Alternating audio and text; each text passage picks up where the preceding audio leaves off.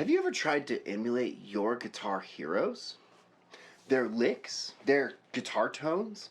Well, how about their gear? Today I'm going to do something I've never done before and attempt to turn this Strat style guitar into a tribute to one of the most famous guitars ever made. Stick around.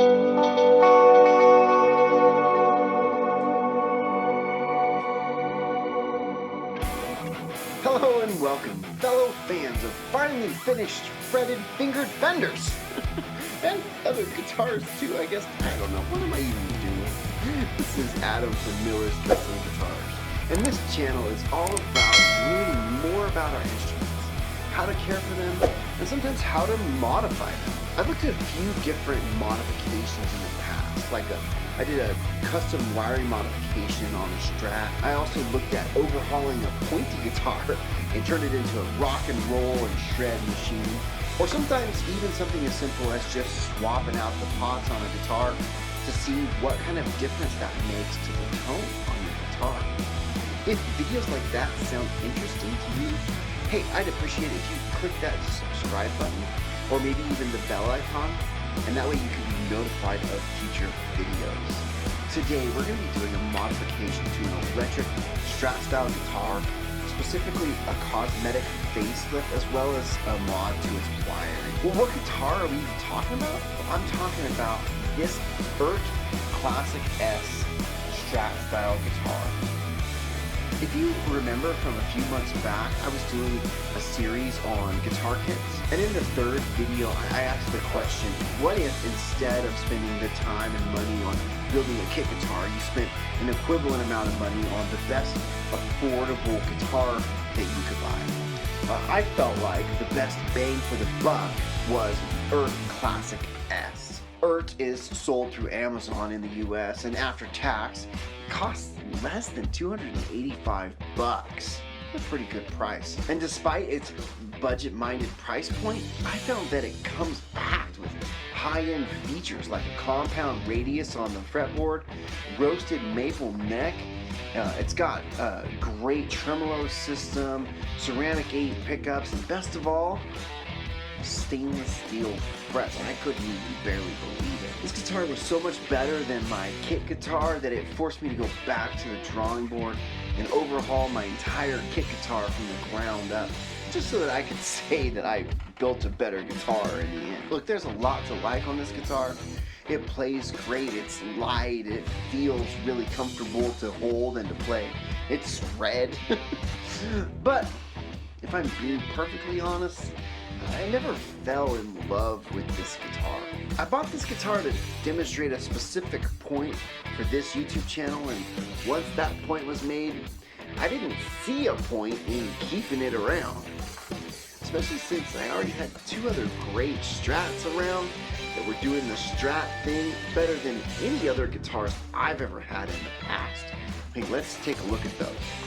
This was the Stratocaster that I picked out when I was doing my shopping spree at Sweetwater for the contest that I won through the 60 cycle competition. I'll link to that video in the description. It's a lot of fun to watch.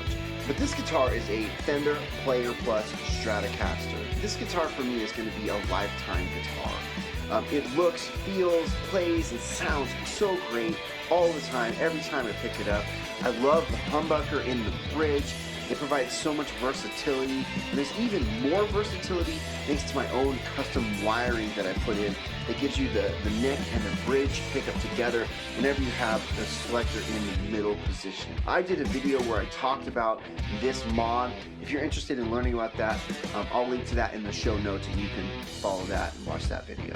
Also, I've got my rebuilt kit guitar, and this guitar is an absolute monster after all of the cosmetic and hardware upgrades that I did to it. Honestly, this is one of the best playing and sounding and feeling Strats that I've ever picked up. This guitar has all of the sounds I look for, and I've been really impressed with how playable it is, and not only that, but with all of the different sounds that I've been able to get out of it. So, what do I do with this Eart? I have to make a decision. Since I didn't need it anymore, I tried to sell it for weeks and weeks, stretching into multiple months. I been attempting to try to find a local buyer on Facebook Marketplace or Craigslist where I could sell it and get most of my money back. In over 2 months of nothing but scam attempts, and even after lowering my price several times, I started to realize that selling the Eart probably isn't going to happen. And then I started thinking, if the options are lower the price so low that I end up taking a bath and selling it at a significant loss just to sell it, or keep the guitar and learn how to live with it, I guess I'm just going to have to live with it. But here's the deal. I don't own any guitars that I don't play on a regular basis. I just don't have any room in my collection for guitars that just take up space. If I'm going to keep this guitar, well then, I decided I should try to make it really different and really special. It can't just be another Strat. I got great Strats. But then I started to wonder about how I might be able to modify this guitar into a completely different beast. So, I've got a question for you. When it comes to guitar players, who's on your Mount Rushmore? For most players, I mean, Hendrix has got to be on there, right? A lot of people might include Clapton or Jimmy Page. Maybe you've got Eddie Van Halen, or even like a chicken picker like Brent Mason. There are tons of killer guitar players out there, and there have been throughout the years. Honestly, there's no wrong answers to this question. I encourage you to put your Mount Rushmore in the comments. But none of those musicians that I mentioned are the ones that do it for me.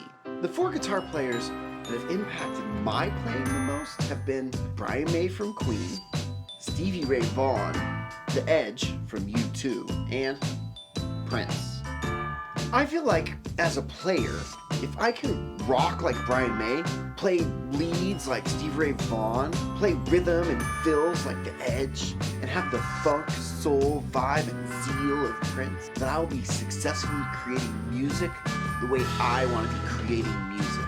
Of course, I can do none of those things, really.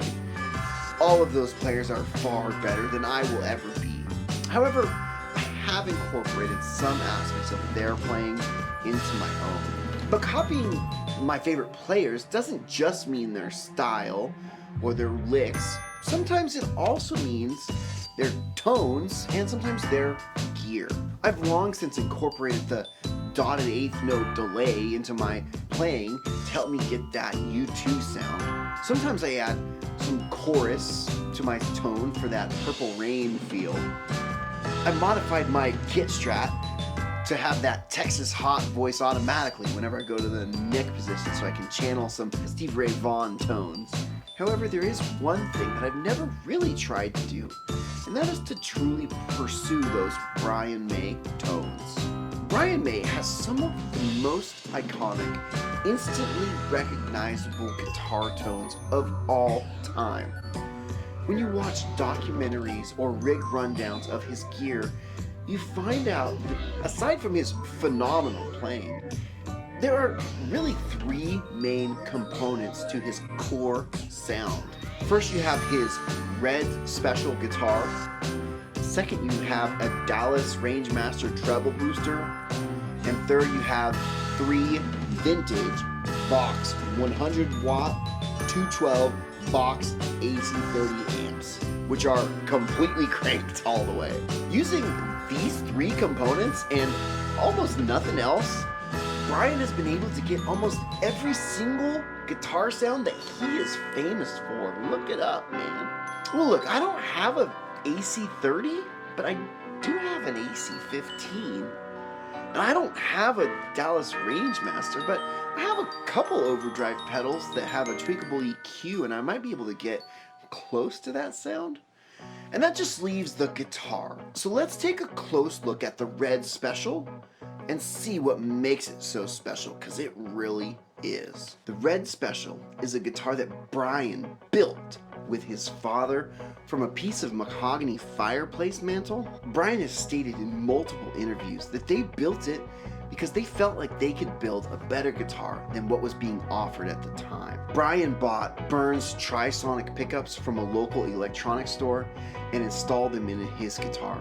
The cost of the Burns pickups was more than the entire cost of the rest of the guitar combined, and Brian utilized his own unique wiring design to end up with a unique guitar with an iconic sound. There is so much about this guitar that makes it one of a kind.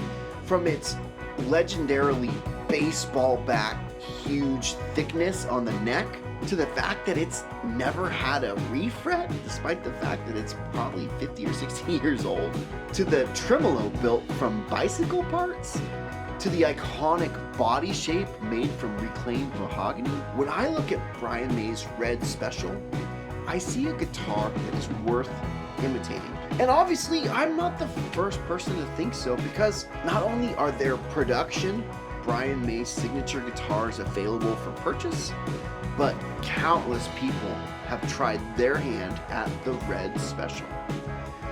But I think there are a few lessons we can learn from the design choices on the Red Special. Maybe we can apply them strategically to this Eart in an attempt to modify this guitar into not so much as a copy or a clone, but more as a homage that pays tribute to the Red Special. Before we get started, we've got to talk about the elephant in the room, and that is project costs. I was trying to sell the Eart to get money back because I was basically all out of cash in the first place. What that translates to is this. Whatever modifications I'm going to have to do for that guitar, I'm going to have to keep the budget pretty low. That unfortunately means I'm not going to be able to do anything with the pickups or the hardware. I'm going to have to get as close as I can using the core parts on the guitar. And while I don't have a ton of cash, I do have some time I can throw at it. Look, my time is valuable to me, but it's mine to spend. And I don't mind investing some of my time if it means that I end up with a really fun guitar. But it won't be that far of a trip to get where I want to go, really. That's because I have a couple things working in my favor here. So, let's talk about it. Red Special features an all-mahogany construction. Well, that's perfect because the Eart has a mahogany body too. Additionally, the famous Red Special is, well, it's red. And the Eart is also fortunately red.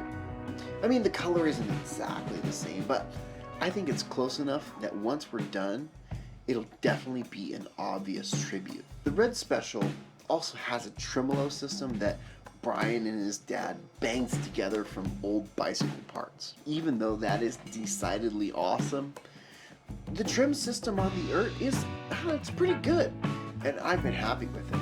Also, switching it out to something else would be outside my budget, and even if I could, I don't know of anything that would capture the same aesthetic as the original, and I'm just gonna have to stick with the one that's on the Eart. The Red Special has the iconic Burns Trisonic pickups, which can still be found today, and they're not even all that expensive as far as pickups go. Even still, I'm not going to be able to afford to drop those into this guitar. However, when you take a close look at the pickups, they're kind of similar to a Stratocaster loadout, so I should be able to get pretty close to some of the sounds using just the regular Strat pickups. However, there are some notable differences, and I wonder if I couldn't incorporate some of those into my overhaul here. The biggest difference is that the bridge pickup on the Red Special is parallel to the other pickups, and it's super close to the bridge. Like on a normal Strat, the bridge pickup is often scooched away from the bridge like an inch or so, and it's tilted so that the bass side of the pickup is further away from the bridge. I think that Strats do this so that the bridge pickup can get more bass, but Brian didn't seem to care. And you know what?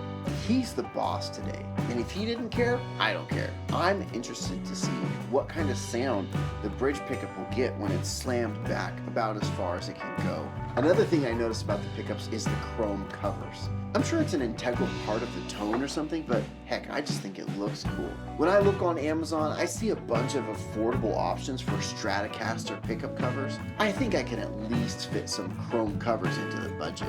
When shopping for replacement pickup covers, it's important to check the pull pole spacing on your pickups. I found that buying replacement Strat pickup covers, it can be a little tricky, as the pole spacing could be 48 millimeters, 50 millimeters, or 52 millimeters, and if you don't get the right size, your covers won't fit. I found that on the Eart, the neck and middle pickups had a 50 millimeter spacing, and the bridge pickup had a 52 millimeter spacing. Well, I couldn't find a single set that had a 50 millimeter spacing in the neck and middle and a 52 in the bridge.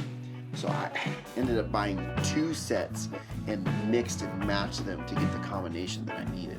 Well, the total for both sets still was only about 16 or 17 bucks, and I think that's a totally justifiable expense for how cool it looks. Look, the next huge difference between the guitar's looks is the pickguard. If we're gonna make a guitar that immediately evokes the spirit of the Red Special, I can't keep that mint green pickguard on there, it's gotta go. I definitely gotta use a black one. Look, I knew I was gonna have to do something with the pickguard anyway because of the switching, which I'm gonna talk about in a minute. But once I decided that I wanted to move the bridge pickup, which I just mentioned, I knew that the expense of replacing the pickguard was one expense that was non-negotiable. But for me, just buying a pre-made black Stratocaster pickguard wasn't gonna cut it. I already talked about how I wanted to reposition the bridge pickup, but I'm also going to be ditching the 5-way switch, which I'll talk about more in a minute. But that's not all. Take a look at the Red Special's pickguard. The pickguard goes up the top horn for no other reason than it looks cool. There's also a little bit more room between the edges of the pickguard and the edges of the guitar. I bought a full-size pickguard blank, and I decided to make my own custom pickguard from scratch that copies some of these design elements, for no other reason than I think it might look cool. I've never done it before, but making your own pickguard isn't the most difficult thing in the world, but it isn't without its challenges. You gotta remove the old strings and the old pickguard, and I also removed the neck just to make getting around a little easier. Then you can use a large piece of craft paper, or I was able to use vellum, which was great because it was partially see-through, or you could use parchment paper. I taped it down so it didn't move, and then I used a pencil to sketch out my design. Once I was happy with my design, I cut it out with scissors. I kind of left it oversized by about 1/4 inch all the way around. And then I put my oversized template back in place, and then I finalized the design, this time using pen. I used scissors and cut out the final design, and then checked the newly cut out template against the guitar to make sure that everything lined up where I wanted it. Once I was sure that I was happy with the design, well, then we get to head out to the wood shop. If you're using craft paper or vellum, you can use spray adhesive and stick it directly to a piece of 1/4 inch MDF. If you use parchment paper, well, then your best bet might just be to trace it, because the spray adhesive likely won't stick. Then I used a bandsaw to cut pretty close to the line, being careful not to touch the line. Once the rough cut was done, I finalized the shape using whatever tools helped to get the job done. For me, that meant using my drill press loaded with a drum sander bit into the chuck. This worked great to quickly and accurately work right up to the line. For the pickup holes, I drilled a hole that was slightly bigger than my router bit, and then used a spiral cutting router bit to hog out the bulk of the material. I finalized the shape using a Dremel, and then used pickup covers to verify the fit. Once I had finalized the shape, I made sure to double check everything against the guitar body to make sure everything lined up the way I wanted it to, and to make sure I still liked the design. Well, since I still liked the way it looked after making the template, I chose to move on to cutting out the final pickguard. I placed my template over the pickguard blank and marked a generous line in pencil of where to cut, and then cut away enough material to use on my template. I did that with a bandsaw. So then I secured that pickguard material to the template using blue tape and CA glue. Then I used my bandsaw to trim away some of the excess pickguard material away from that template. You do this because you don't want too much extra material hanging off the edge. it'll be too much material for the router to get. So then I ran the whole thing against the follower bearing of my router using a spiral cutting flush trim bit. For the pickup holes, I used a drill bit that's slightly larger than my router shaft as a starter hole. Then I passed my router shaft through the hole with the machine off. Then I can turn the router on and carefully use the follower bearing to carve out the pickup holes following the template. Once that was completely cut out, it looked awesome. I was pretty excited. I swapped the bit in the router for a 45-degree chamfer bit on the router, and then I started to add the chamfer to the pickguard. It's critical when you're doing this job to remember two things. Number one, you're chamfering the top of your pickguard. When you're doing this process, you want to make sure it's facing the right way. You're not accidentally chamfering the underside of your pickguard instead of the top. You got to measure and flip. You can check like 3 times here, because once you start adding the chamfer, there's no going back. Number two, normally when you're adding the chamfer, you want that chamfer to stop when you get to the cutout for the bridge and when you get to the cutout for the neck pocket. This isn't that hard to do, but you gotta be paying attention. If you just run it all the way around, you're gonna end up with a pickguard that looks a little weird. Once that's all done, you use a putty knife to separate the pickguard from the template, and you remove the blue tape from the back of the pickguard. I checked it against the guitar, and I hoped that I didn't destroy a pickguard blank by making some boneheaded mistake. If everything checks out, you can drill and countersink some mounting holes. In this case, whether due to luck or skill or planning or a combination of all three, the pickguard turned out perfectly right off the template the first time. I could barely believe it. With the pickguard done and new chrome covers in hand, well, that's about it for aesthetics.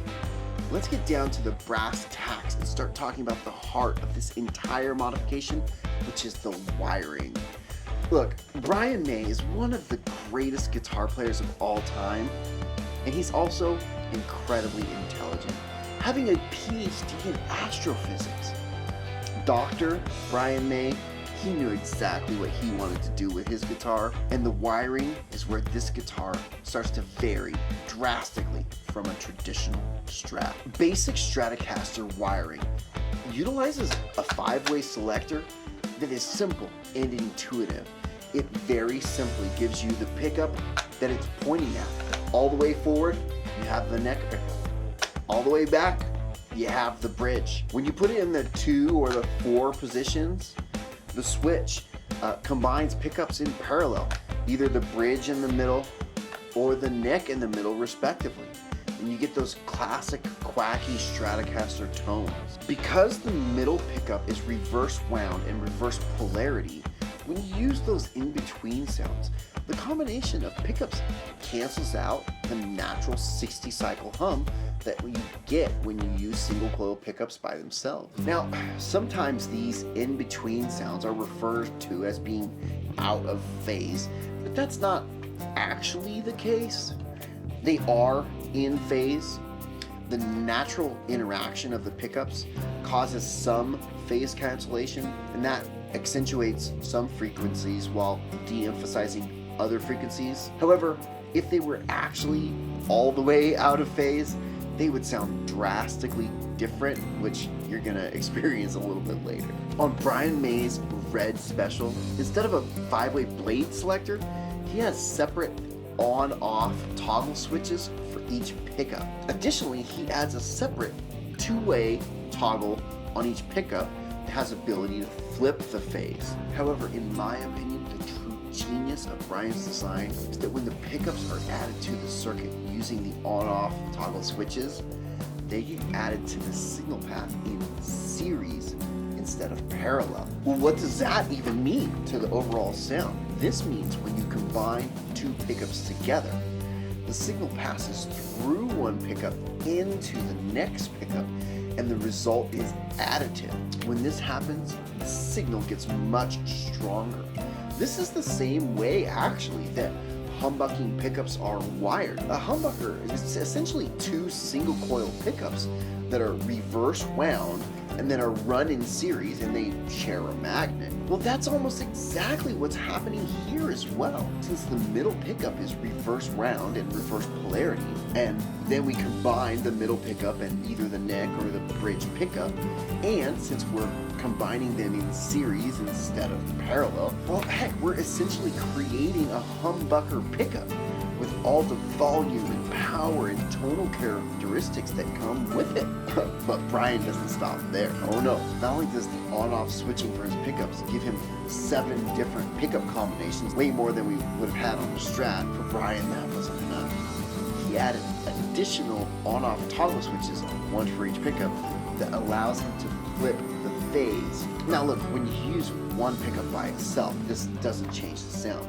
However, when you use 2 or more pickups together, this can result in some really crazy sounds. The end result of Brian May's wiring design is that he can get up to 27 pickup combinations. Many of these are redundant or will sound identical to other settings because of how phasing works. But the actual result is that the Red Special's wiring is capable of 13 unique pickup sounds. And if you think he's not utilizing all of those, you're not paying attention. Because of Brian's minimalist rig, he's become an expert at coaxing a myriad of tones with just a flick of the wrist. This wiring design is definitely something I've got to incorporate into my overhaul. However, I'm gonna fudge things a little bit here to save some money. Look, I looked through my electronics toolbox and I found a whole handful of on-off-on DPT mini toggle switches. They're not gonna look as cool as the switches on the Red Special, but I already have them. So I think I can kill 2 switching birds with 1 wiring stone. I plan to wire 3 of these switches up, 1 for each pickup, so that each switch will turn its pickup on in phase when flipped in one direction, and then turn its pickup on out of phase when flipped the other direction, and then off in the middle. This will do the same job with half as many switches. I'm also going to follow Brian's inspiration and wire the pickups in series. I gotta do that. That sounds awesome. Lastly, I'm going to move the pots to the bottom as low as I can in the pickup mounting hole without modification, and change the wiring to have a single volume and a single tone. Brian also has the pot order reversed from normal. Like, he has the tone closest and the volume knob farthest away, and I definitely got to do that too. If that's how he did it, that's how I'm going to do it. I also splurged and bought some witch hat knobs to attempt to match Red Special's original aesthetic. I think he pulled some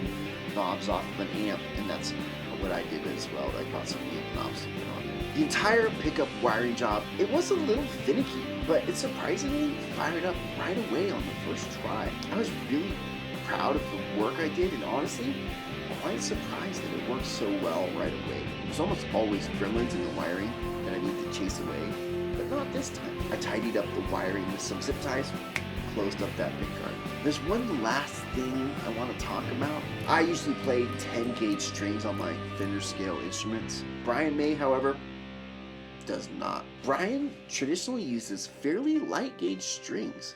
In fact, he actually has a signature set of 24 karat gold plated strings made by Optima Gold. That sounds awesome. While I would love to do that for this build, a set of those on Amazon costs $37. That would just about double the budget for this project. Instead, I looked up the string gauges from that set and ordered a custom set from Stringjoy Strings that matched Brian's preferred gauges. I'm pretty sure the Eart still had the factory strings on it. I would have needed to put some high quality strings on it anyway if this is going to be a guitar that I end up keeping. And it's only a couple dollars more to choose Stringjoys anyway. Also, they don't charge any more to do a custom set than for one of their regular sets. A set of Stringjoy strings set me back like $12, which is about double what you might pay for a set of Ernie balls. But I think this is an expense that's worth the extra cash. And I really wanted to feel the same slinkiness that Brian would feel when he plays the guitar. So with all that sorted out, there's just a few more little tiny things that I wanted to take care of. The electronics cavity on the Eart wasn't shielded, so I made sure to take care of that as long as I was poking around, and I added some shielding to the back of the new pickguard. I got everything installed and then installed the new strings, and I did a full setup using the train method of guitar setup that I've talked about in previous videos. I never did take the time to do a full setup on this guitar, so getting it really dialed in should help it to play even better. I especially want to make sure that I have the pickup height set properly, and a great setup is critical to making sure a guitar plays great. I'm going to take the action as low as possible so this guitar plays effortlessly. I especially wanted to take a look at the nut, as I wasn't super impressed with how well this nut was cut, and I actually had to do some work on it. Once everything is wired and installed and set up, I'm left with this. Oh boy! What do you think? Not too shabby, eh? That is one cool looking guitar. Take a look at how that turned out. Does that catch the eye or what? I mean, look, it's obviously still got the bones of a Strat. I feel like it's got the soul of the Red Special. But look, the point of this overhaul isn't just the looks, it's all about the sound. There's nothing left for it but to try it out. I even went onto eBay and bought an authentic British sixpence, which is what Brian May uses as his guitar pick of choice. Let's head over to the amp and see how much of a difference all this nonsense makes. I'll warn you ahead of time, doing all this work, it won't help me play like Brian May any more than normal. I'm still gonna just sound like me, unfortunately. The show must go on, my friends. Okay, I got this plugged into my amp. I have the amp pretty dirty because I thought that sounded pretty righteous. AC 15 in the top boost channel. And I figured I would just go through all the settings. There's 13 different pickup combinations. Some of them are pretty righteous, some of them are kind of weird, but let's just start at the beginning. You have the neck pickup.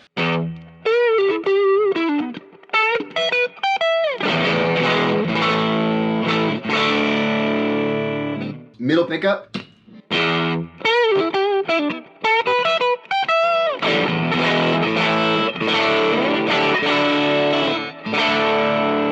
Those are fairly traditional for a Strat. Bridge pickup.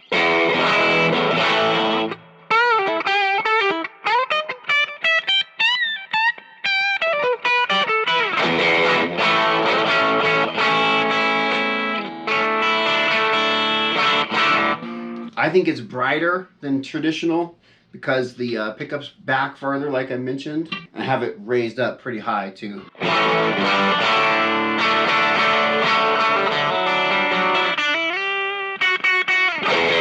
But the real magic of this guitar is when you start combining pickups. So I'm going to use the neck pickup and the middle pickup together in hum canceling. So this is basically like a big humbucker.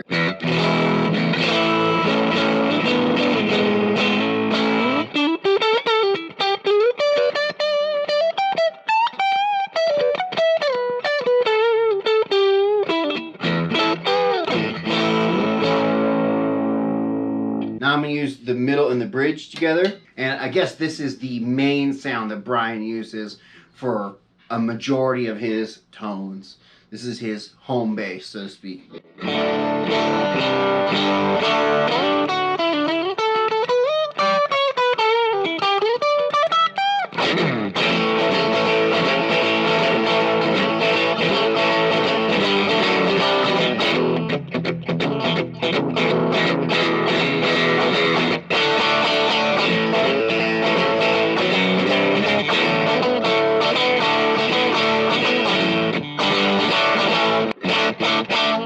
So yeah, that's a great sound. I've been using it a lot.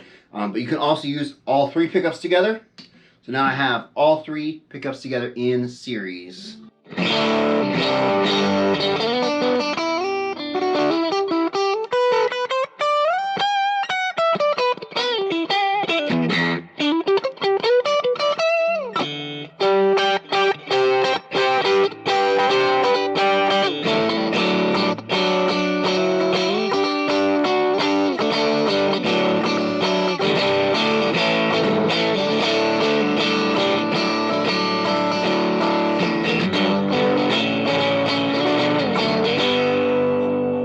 But the real craziness on this guitar starts when you start flipping pickups out of series. So let's start with the neck and the middle, but let's throw one of them out of series. And it doesn't matter which one you throw out of series, it's gonna sound the same. So I'm gonna throw the middle pickup out of series.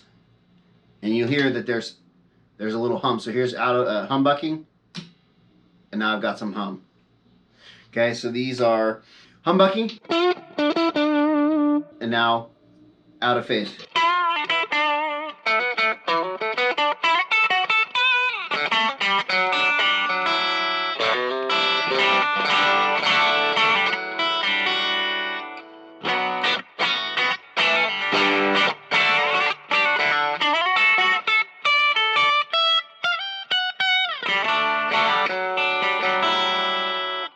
Yeah, so it's kind of a really bizarre, very nasal sounding, kind of like right in the old ear holes kind of sound. So let's try the middle with the bridge. Let's try the middle out of phase again.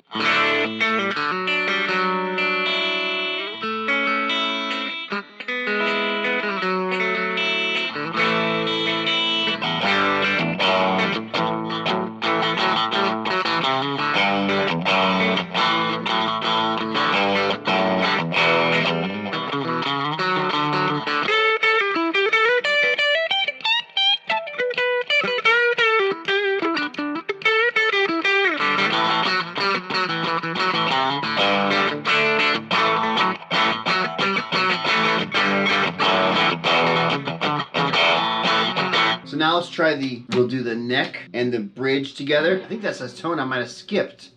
So this is the neck and the bridge together.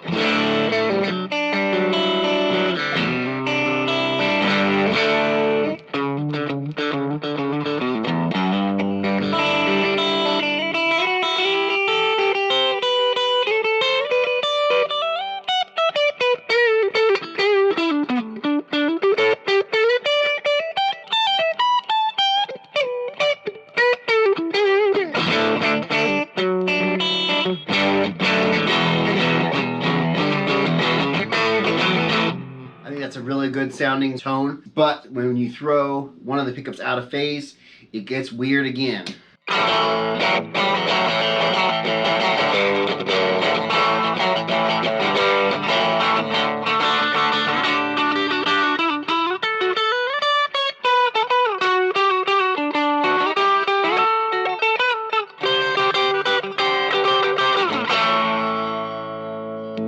Okay, what have we not done? I think the last one is all three. And then there's a couple options. We can have the neck out of phase. Here's all three pickups with the neck out of phase.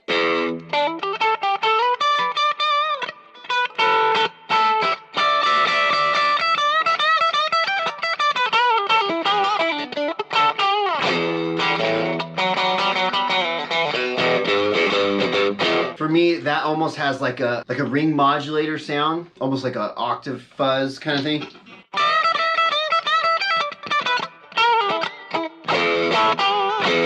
And then if you throw the bridge out of phase, and these two are in phase, the bridge is out of phase.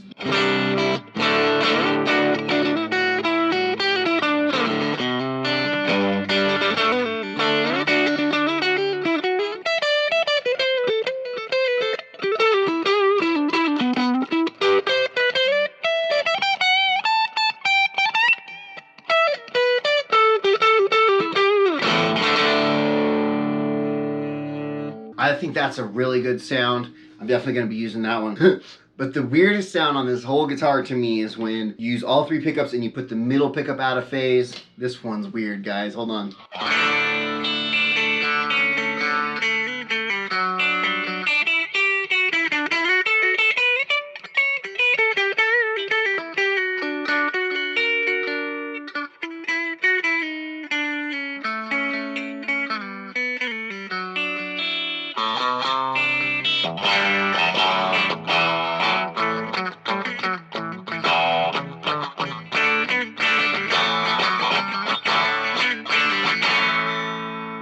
Yeah, that one's weird. It's like you're singing through a tin can or something. But yeah, there's a lot of tones on here. Similar to Brian, I like the back two together. I use that a lot.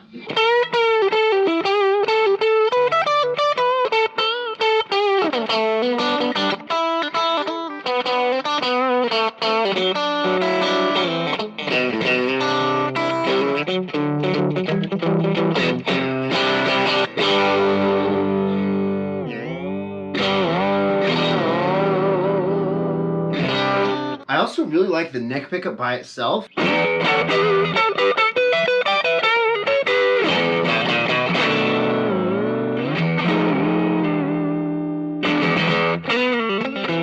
Yeah, I mentioned this guitar doesn't have a ton of like traditional Strat tones left, so it's kind of nice to have that neck pickup Strat tone all by itself that I can go back to. All of the regular Strat tones are kind of gone. I never used the middle pickup by itself on a Strat. I think I will on this guitar use the middle pickup by itself just for something different. But when you go to the bridge pickup, because it's moved so far back, it's very different, it's very bright, and these pickups are pretty hot. Well, what do you think, my friends? I think this facelift turned out so great. I've honestly never had a guitar that sounds like this. Like, I'm still not in love with the pickups, so I might replace them with pickups I like better someday. But man, I love the versatility. This guitar is super fun, and I'm really excited now to include it to my collection. Thank you so much for watching, everyone. I hope you had as much fun as I did. But I took this guitar to church recently and played it, and I can attest that not only does it play really well, it has a ton of sounds I've never gotten before. It is not a Strat. It's a completely different beast. But I feel like I've just scratched the surface when it comes to sounding like Brian May. I think there's more to explore there. So make sure to come back next time when we take a close look at the amp and the pedals and the different settings we can get that might help to provide some of the most iconic guitar tones in history. Well, hey, this is Adam from Miller's Custom Guitars, reminding you to click the like button if you think this guitar looks cool. And as always, reminding you to don't be a jerk.